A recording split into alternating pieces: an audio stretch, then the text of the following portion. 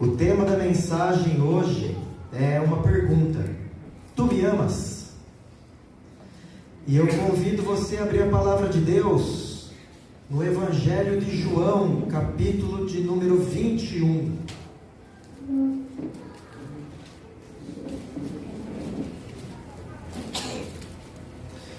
João, capítulo 21.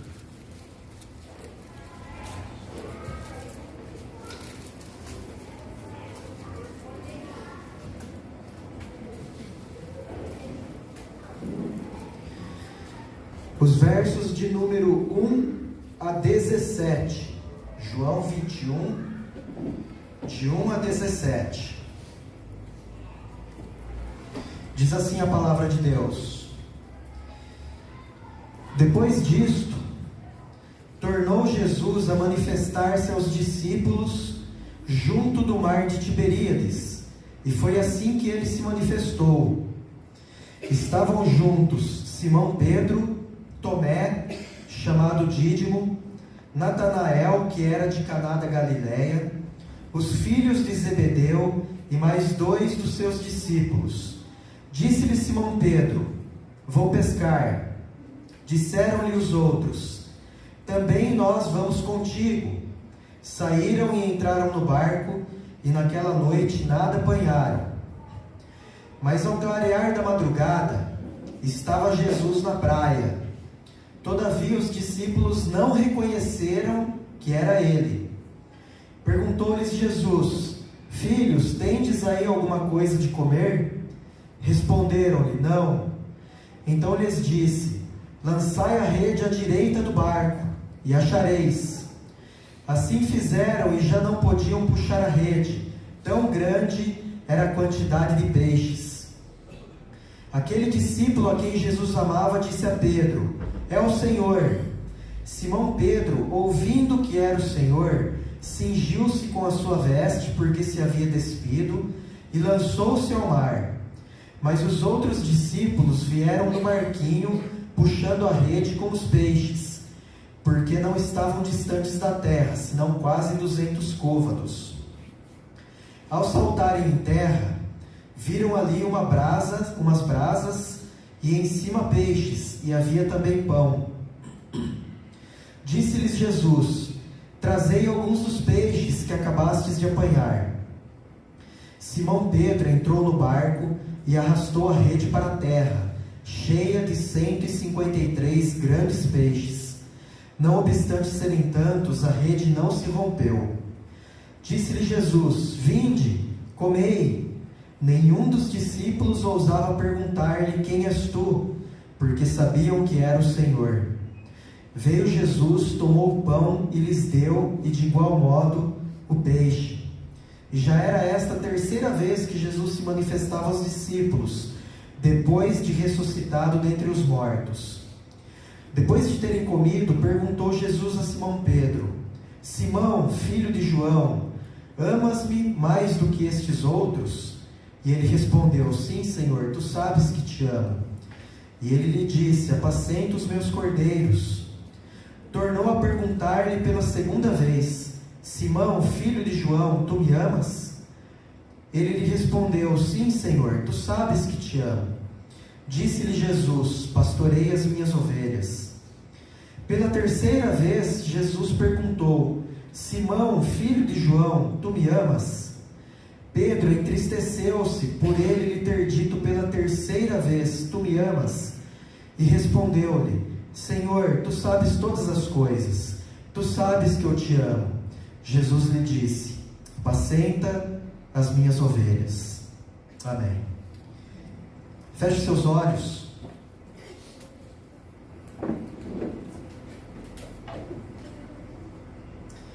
Senhor Jesus, obrigado por esta noite. Obrigado, Senhor meu Deus, pelo privilégio que temos de nos colocar em Tua presença, Senhor. Tu és muito precioso, mais do que todas as coisas que existem. E nós Te amamos, Senhor Deus, de todo o nosso coração. Opere em nós, Senhor meu Deus, dia a dia, maturidade tal ao ponto deste amor nunca retroceder, meu Deus. Cuida das nossas vidas, Senhor. Guarda os nossos corações e esteja conosco, Senhor, nos ensinando todas as coisas. Eu peço que Tu abra os nossos ouvidos, Senhor, para compreender a Tua palavra, e que nós possamos, Senhor, tomar posição e colocá-la em prática em nossas vidas. Em nome de Cristo Jesus é que eu oro. Amém.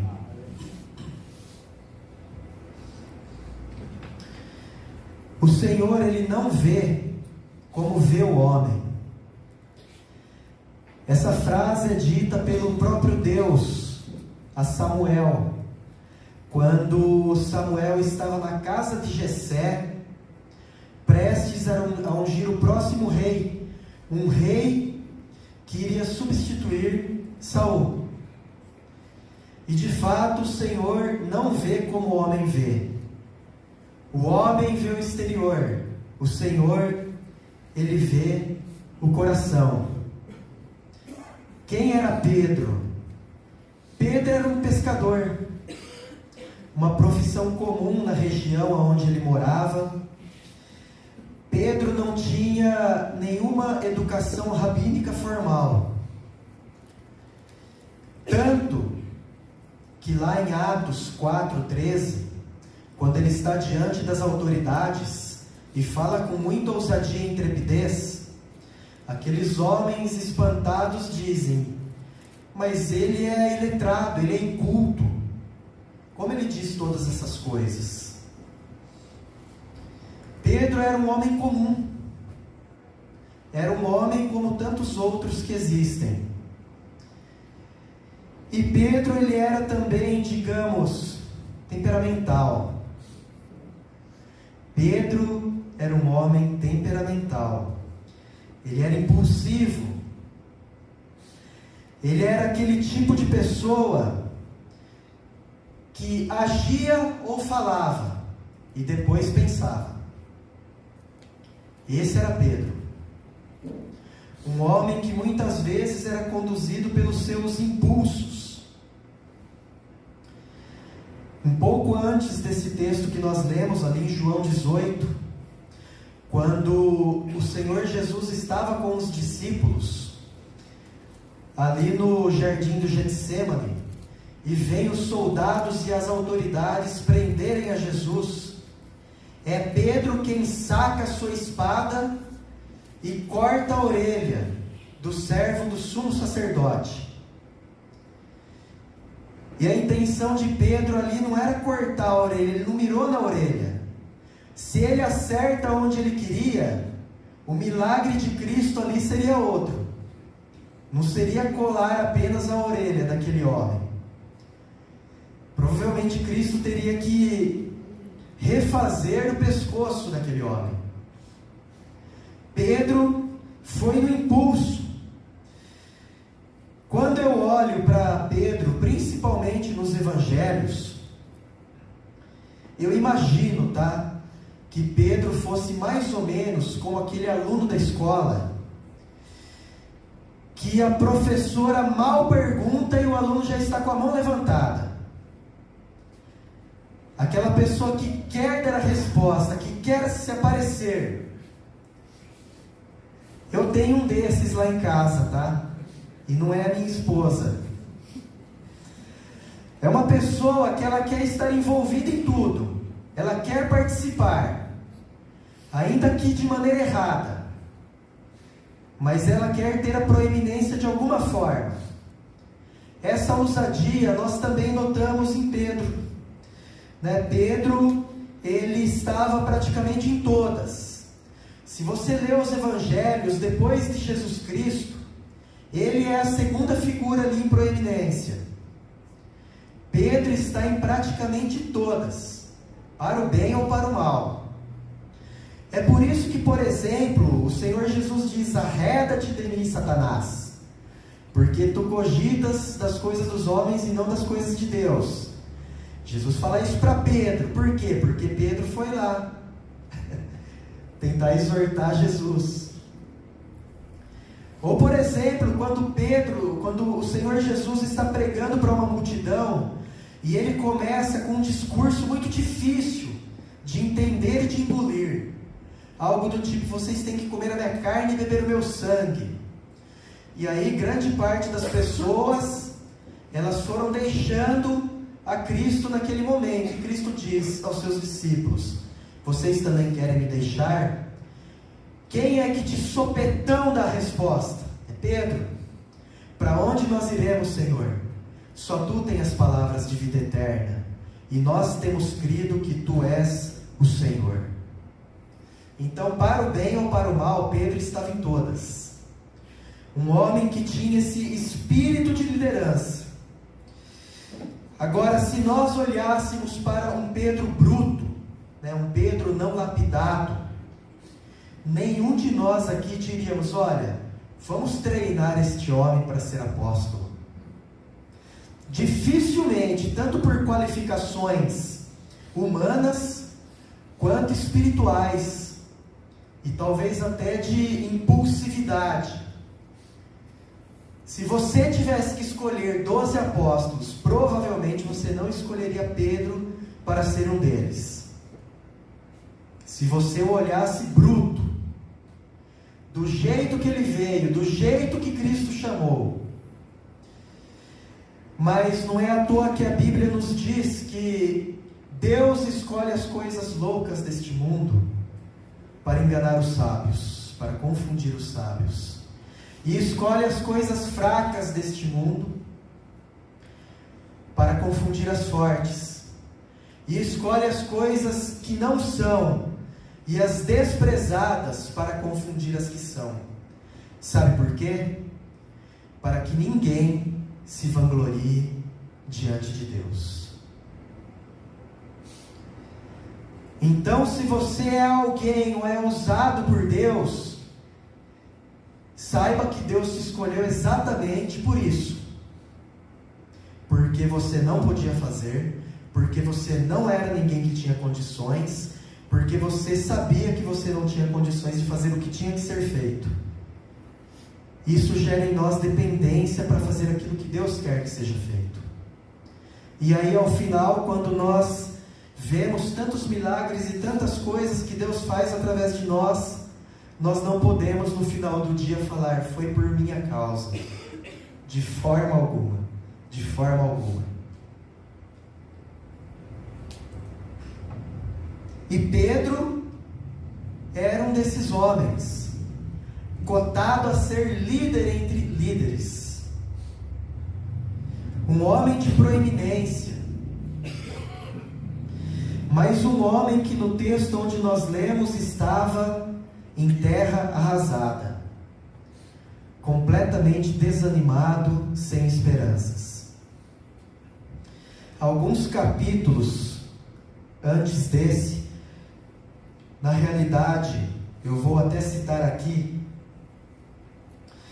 um texto de outro livro, de outro evangelho, em Lucas 22, nos versículos 31 a 34, Jesus Cristo diz: olha, Satanás vai peneirá-los, mas eu roguei ao Pai para que a fé de vocês não desfaleça. E você, Pedro, quando se converter, cuide e prega aos seus irmãos. O que o Pedro, bruto, não lapidado, disse naquele momento: de maneira nenhuma, Senhor. Se você for preso, eu vou preso. Se você morrer, eu vou junto. Eu estou pronto para morrer. Em outro evangelho, Pedro diz o seguinte: ainda que todos os outros que estão aqui te deixarem, eu não te deixarei. O super crente Pedro, ele estufa o peito e ele diz: eu não te abandonarei, eu não te deixarei. No mesmo capítulo 22 de Lucas, a partir do versículo 54 até o 62, após Cristo ser preso, ser capturado e estar às eminências da crucificação, Pedro se encontra num local onde 3 pessoas o abordam. Ei, você estava com ele, você era discípulo dele. E Cristo havia alertado: você me negará 3 vezes antes que o galo cante. E Pedro nega a primeira vez. Passa-se um tempo novamente.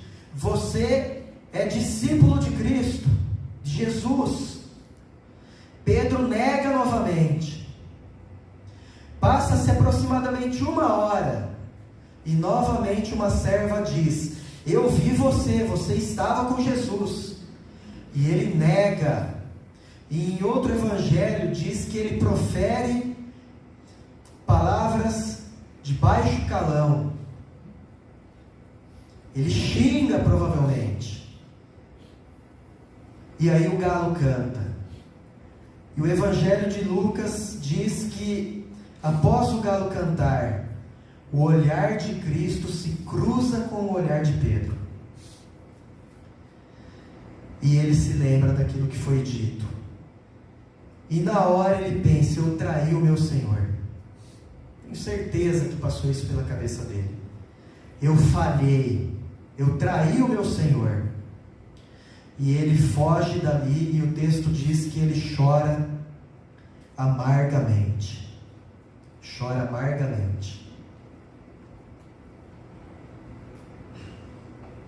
E se nós pudéssemos perguntar para Pedro, talvez depois de muitos anos de decorrido este fato, ou se nós pudermos perguntar para Pedro na glória: ô Pedro, qual foi a situação mais triste da sua vida?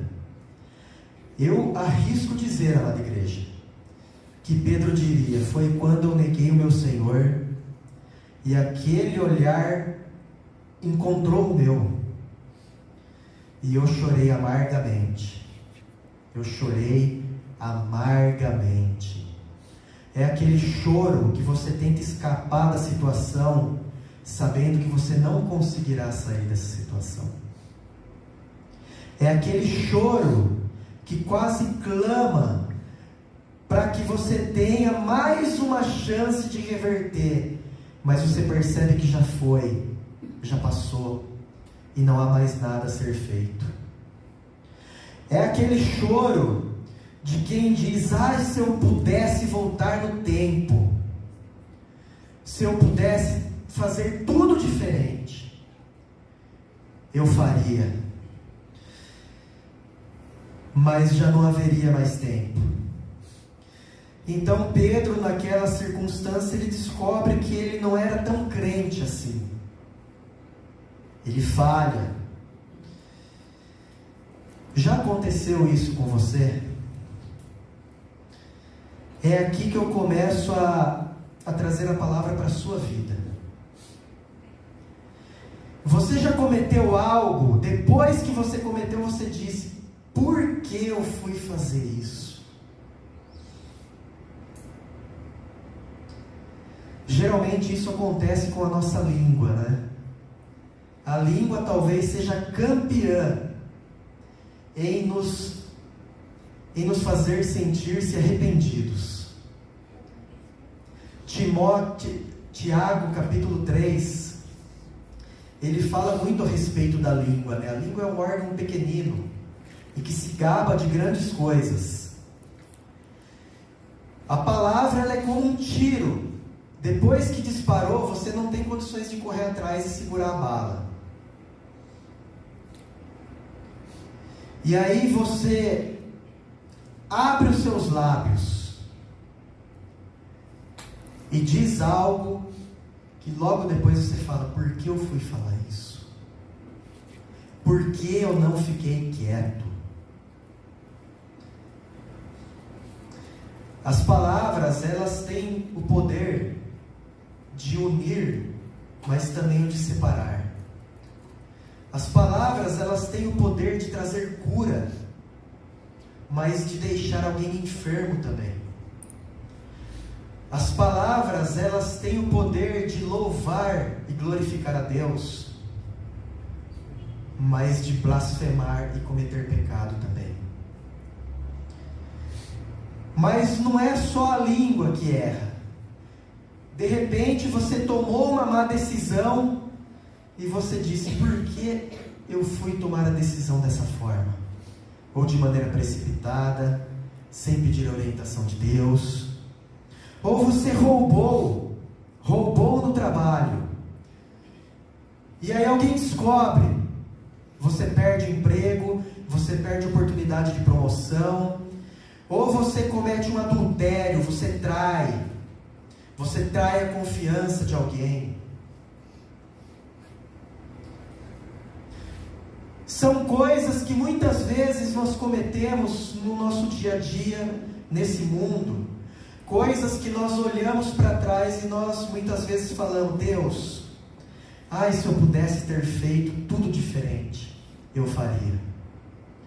Se eu pudesse ter segurado a minha língua, ou se eu pudesse ter decidido de maneira diferente, ou se eu pudesse ter controlado a minha cobiça.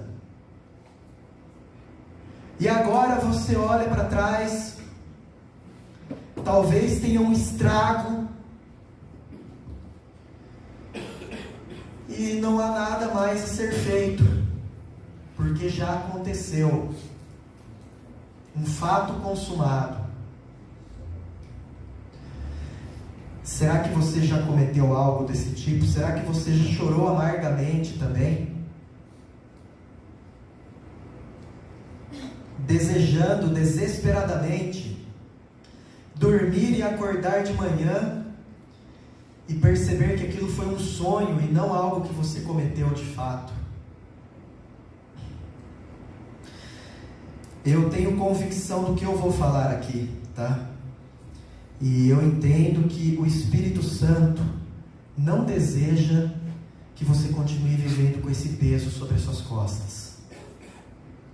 O Espírito Santo deseja te libertar desse peso, desse jugo que tem feito você levar a sua vida de maneira arrastada, de maneira pesada, se culpando, se condenando. E o texto ele nos mostra alguns passos para que essa restauração aconteça. E eu quero conversar com você aqui sobre 3 pontos muito importantes. Nesse texto, depois de ter cometido o que Pedro cometeu, ele estava arrasado. Provavelmente ele já havia perdido as esperanças de ser um discípulo de Cristo.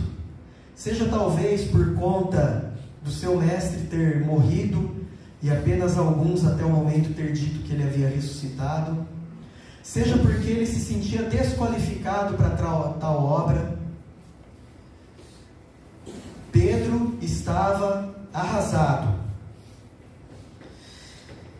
E a primeira atitude que Pedro toma, e é a que muitos de nós tomamos quando estamos nessa situação, é a de retornar à velha vida. Pedro ele decide retornar à velha vida. João 21, versículo de número 3. Disse-lhe Simão Pedro: eu vou pescar. Eu vou pescar. Essa não é uma posição de alguém que apenas queria viajar e fazer uma pesca, como muitos de vocês gostam de fazer aqui, né? Eu não gosto, tá? Mas eu sei que muitos gostam de pescar para relaxar, para desestressar, né? Não era o caso de Pedro aqui. Pedro ele já não tinha mais nenhuma perspectiva do que viria daqui em diante. Ele havia perdido as esperanças em tudo aquilo que o Senhor havia prometido sobre a vida dele. Então ele vai fazer aquilo que ele sabia fazer antes de se encontrar com Cristo, que era pescar. Aqui não é necessariamente uma sinalização de apostatar da fé. Embora muitos tenham se apostatado da fé, tenham aberto mão da fé por conta de um erro que tenham cometido. A pessoa toma uma decisão errada, fala o que não devia, percebe que fica tudo destruído, E aí a pessoa diz, já não tem mais esperança para mim, eu vou abrir mão da fé, abrir mão de Cristo. Alguns fazem isso. Mas não é necessariamente isso. Tem muitos cristãos que deixam de acreditar que são dignas da comunhão com Cristo.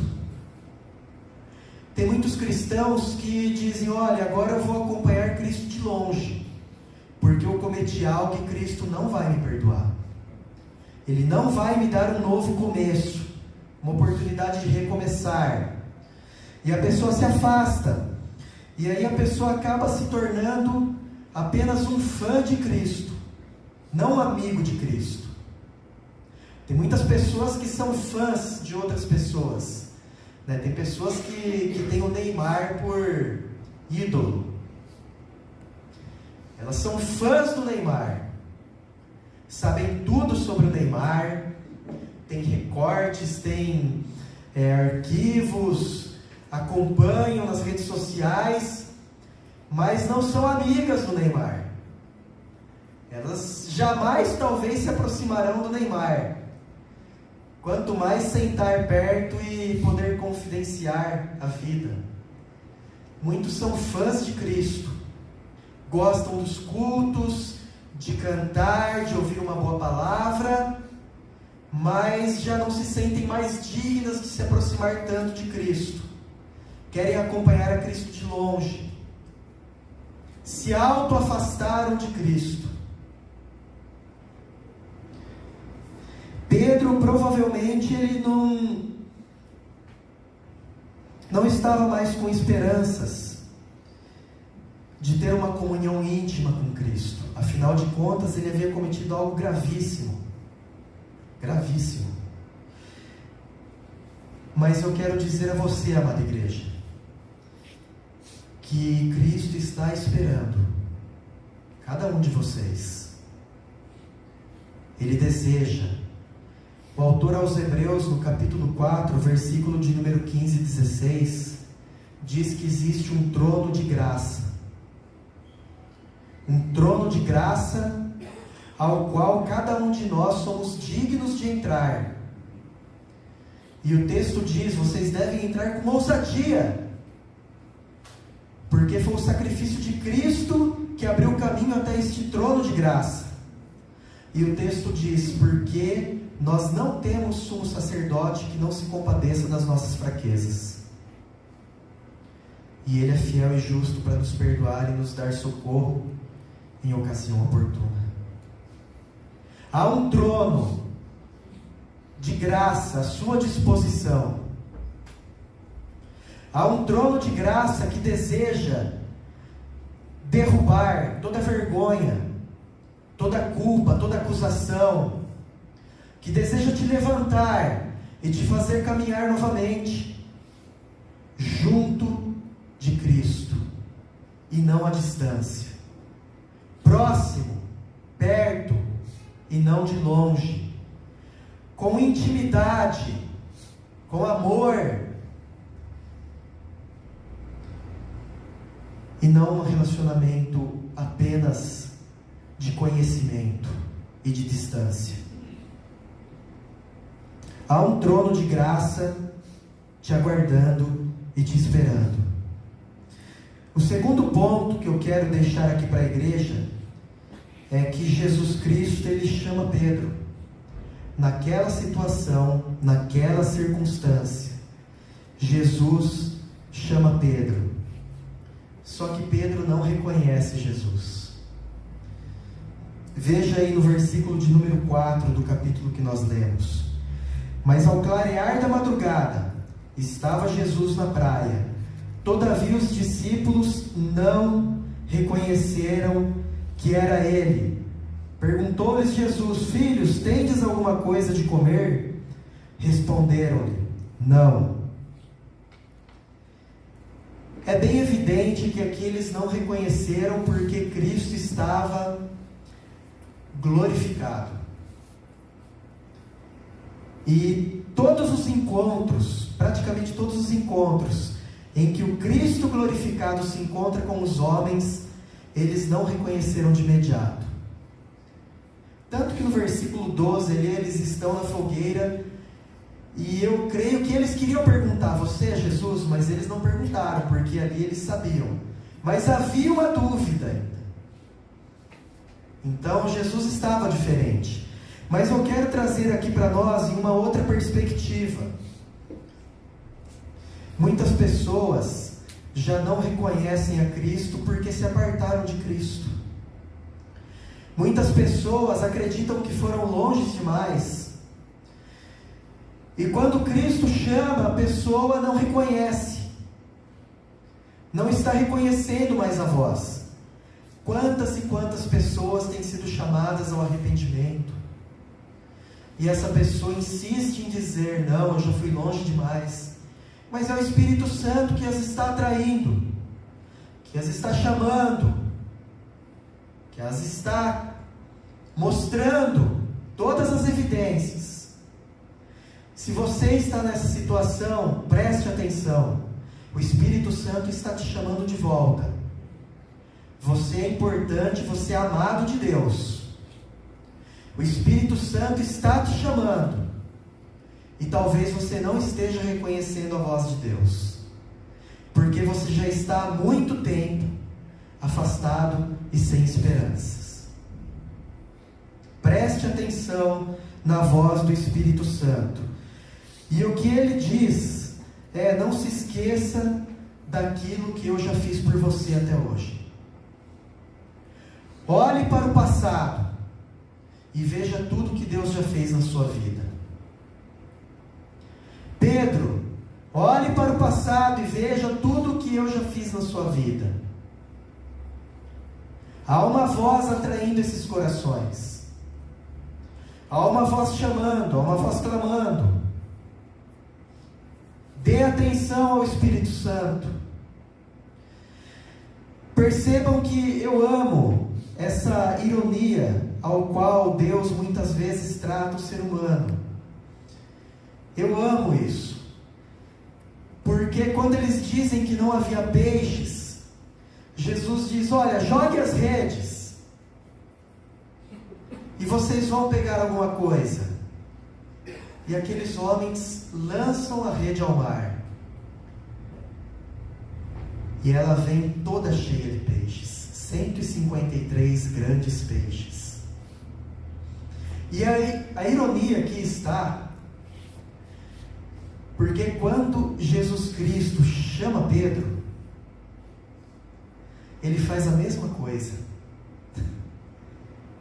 Lá em Lucas capítulo 11, se não me falha a memória, depois de Jesus utilizar o barquinho de Pedro para pregar aquela multidão na praia, ele diz para Pedro: olha, vai lá, lança a rede. Pedro fala: nós pescamos a noite inteira, mas sob a sua palavra eu vou lançar as redes. E ela vem abarrotada de peixes.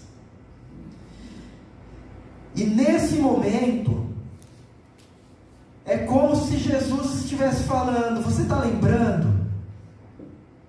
Você está lembrando daquilo que eu fiz no passado? Eu estou fazendo igualzinho para você saber que sou eu. E quando isso acontece, o texto diz aqui que é o discípulo a quem Jesus amava, provavelmente é o próprio autor, João. Ele diz: é o mestre.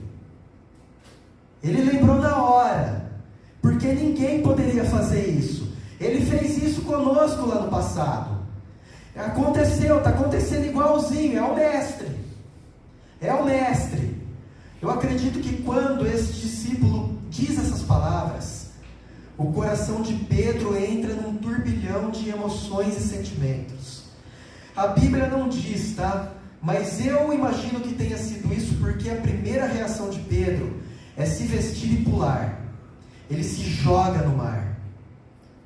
E eu não sei o que se passou na mente dele. Talvez ele tenha dito: será que Jesus vai me aceitar?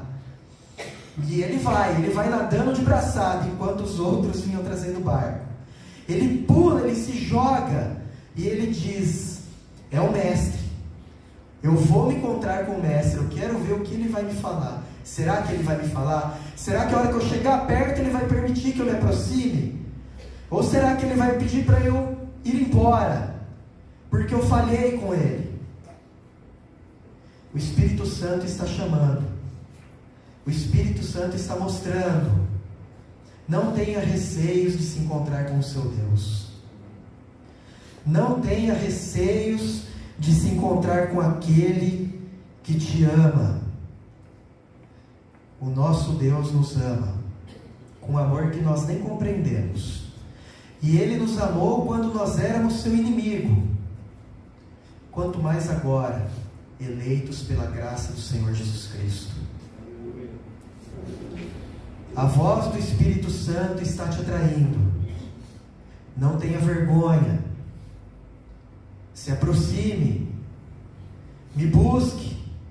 Lembre-se de como foi o seu chamado. Lembre-se de quando eu te chamei. Quando eu te chamei não para pescar peixes, mas para pescar homens. Foi lá no passado que Jesus disse: você será um pescador de homens. Mas ele queria novamente voltar a pescar peixes, porque ele já não tinha mais esperança de reconciliar-se com Deus. E aí novamente Jesus mostra: olha, eu estou te dando peixes para você saber que eu quero que você pesque homens. Eu estou te dando o natural para que você saiba que você não vai mais viver neste natural. E isso só será possível se você estiver comigo. Se você precisa de um recomeço, tem um recomeço à sua disposição. Se você precisa de graça e misericórdia e perdão, existe um trono de graça preparado para você. E por fim, o terceiro ponto é a de que Pedro, ele é confrontado. Depois de comerem do peixe e do pão, de uma maneira muito inusitada, Pedro, diante daqueles outros 7 homens e de Cristo, ele é confrontado.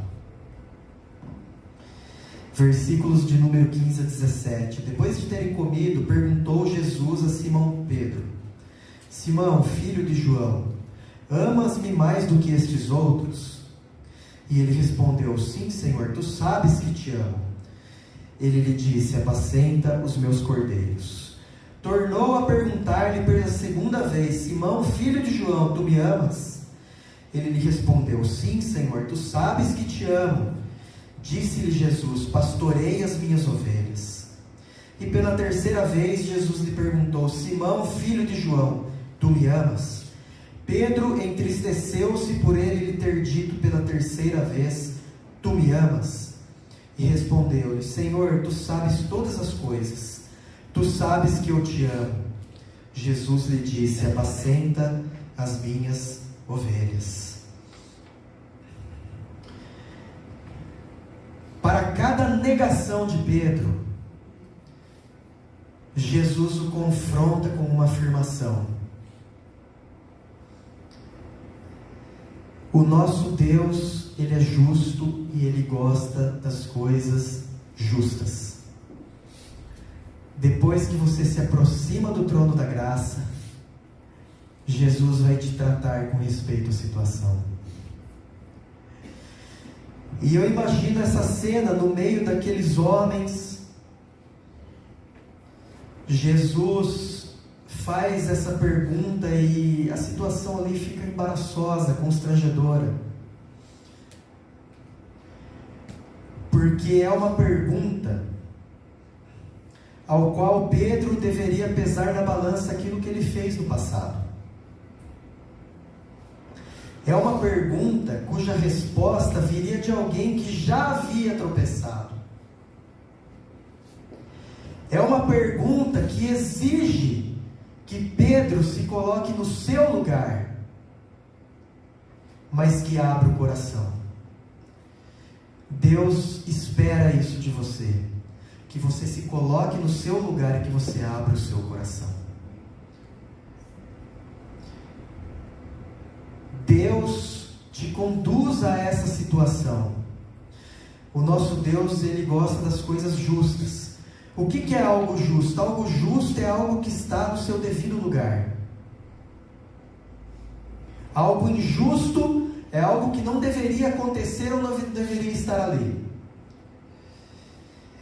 Veja só, quando João Batista está batizando as pessoas, lá em Lucas 3, começam a vir à presença dele fariseus, publicanos, soldados, e ele dá uma palavra dura ali: produzam frutos dignos de arrependimento, porque Deus pode transformar essas pedras em filhos de Abraão. E aí então o publicano diz: o que eu preciso fazer? Ao contrário dos fariseus, João diz: olha, cobre o que é justo, cobre apenas o que é esperado. E os soldados dizem: o que eu preciso fazer? E João Batista diz: não maltrate ninguém, se contente com o seu salário. Percebam que havia necessidade de consertar as coisas. Esse chamado do Espírito Santo não é apenas para te dizer: olha, não tem problema não aquilo que você fez, tá? Eu vou fazer vistas grossas, vamos continuar andando junto. Não. O Espírito Santo deseja te conduzir a um caminho aonde você vai aprender a humildade, a mansidão e a viver de maneira correta. Vejam Zaqueu, o publicano. Zaqueu, quando ele se depara com Cristo e algo acontece na vida dele, ele diz: olha, eu vou dar metade do que eu tenho aos pobres, e se eu defraudei alguém, eu vou restituir. E aí o que Cristo fala? Houve salvação nesta casa, porque este é um filho de Abraão. Houve uma mudança de postura. O trono da graça está sempre aberto. Vejam que Jesus chama Zaqueu: Zaqueu, eu vou comer contigo na tua casa. Jesus chamou a Pedro, Jesus nos chama. A voz dele está nos atraindo continuamente, de várias formas. A adúltera pega em flagrante adultério. Os fariseus trazem ela diante de Cristo, querendo colocá-la numa situação de muita dificuldade, e dizem: olha, ela foi pega em flagrante adultério, a lei diz que ela deve ser apedrejada, e você o que diz? E depois de toda uma encenação e circunstâncias, Cristo diz: aquele que não tem pecado, atire a primeira pedra. E um a um eles vão indo embora, resta apenas Jesus e aquela mulher. E ele diz: ninguém te acusou? Ela: não. Aí ele diz: eu também não te acuso, vai e não peques mais. Vejam que ela também foi chamada a um conserto. Eu não vou te acusar, mas não peques mais. Quer ficar próxima de mim? Eu quero ficar próximo de você, mas não peques mais. Muda a sua vida, abra mão, experimente o meu novo. Veja o que Cristo fez com Pedro, aquele homem que até então dizia: Senhor, eu te amo mais do que todos os outros, jamais te negarei.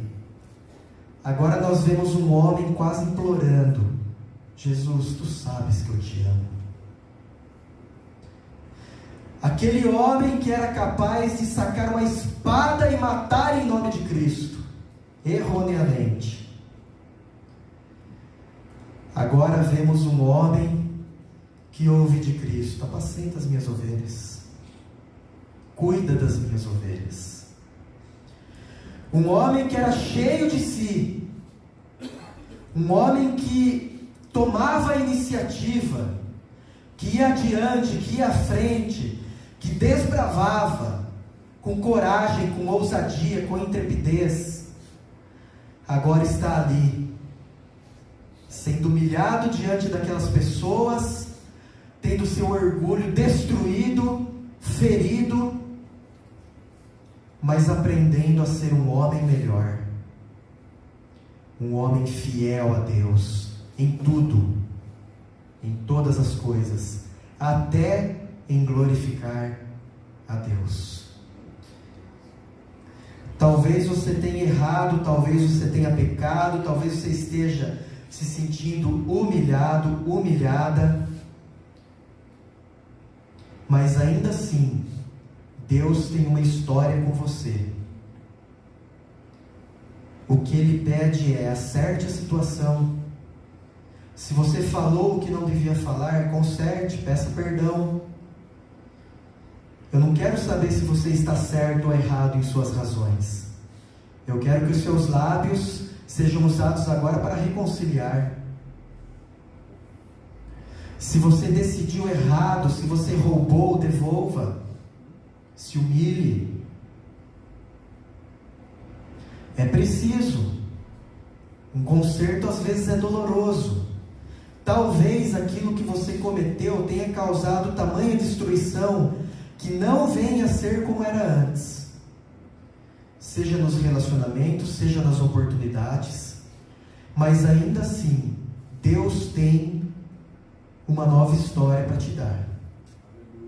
Ele tem um novo começo, um recomeço para com a sua vida. E é melhor você se aproximar dele do que você voltar à sua velha vida, à velha maneira de viver, à velha maneira de decidir. E você descobrirá lá na frente que o Senhor é bom e a sua misericórdia dura para sempre. Amém? Eu convido o Ministério de Música.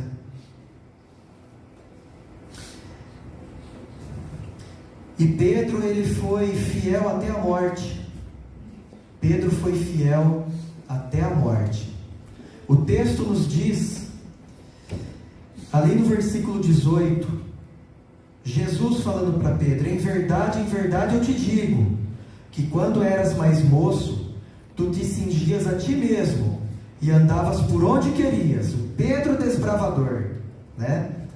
Quando, porém, fores velho, estenderás as tuas mãos, e outro te cingirá, e te levará para onde não queres.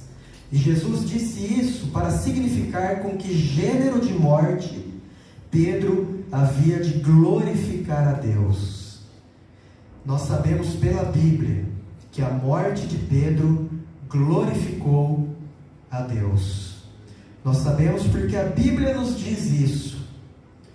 A Bíblia não diz como Pedro morreu, mas a Bíblia diz que aquele homem foi fiel até a morte, transformado, lapidado, e sendo transformado ainda até o último dia da sua vida.